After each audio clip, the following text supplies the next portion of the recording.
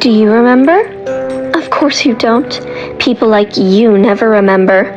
You probably remember the machines, the money, the applause, but do you remember her face? Do you remember the night you took her away? Do you remember the cold? Do you remember me begging for someone? Anyone! To help? I do. I remember every second. 12 years later, and I still hear the silence that came after, where her voice should have been. The silence you left behind. You know what's funny? I used to defend you when people called you selfish, when people doubted you, when people laughed at you. I defended you. I loved you like a brother.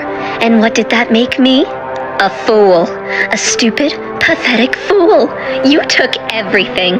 Not because you hated me, not because you wanted me to suffer, but because I simply wasn't important enough.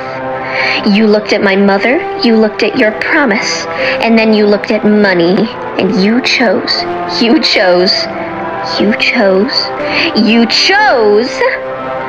Some nights, I wonder if you hear her voice too. Does it keep you awake? Does it whisper your name? Because I hear her every day. Every single day. I used to think my hatred would fade. They always say that time heals. Liars!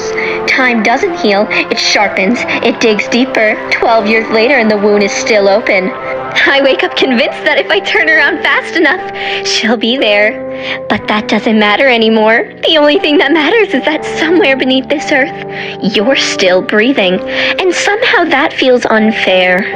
The world keeps turning, and people keep smiling like nothing happened. Like she was never here.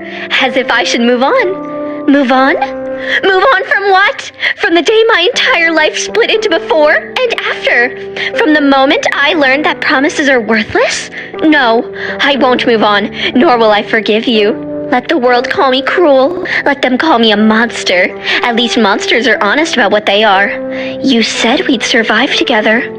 I hope you think about that promise when the alarms go off in your bunker. I'm on the way, and for the first time in 12 years, you'll know what it's like to wait for something vile to come.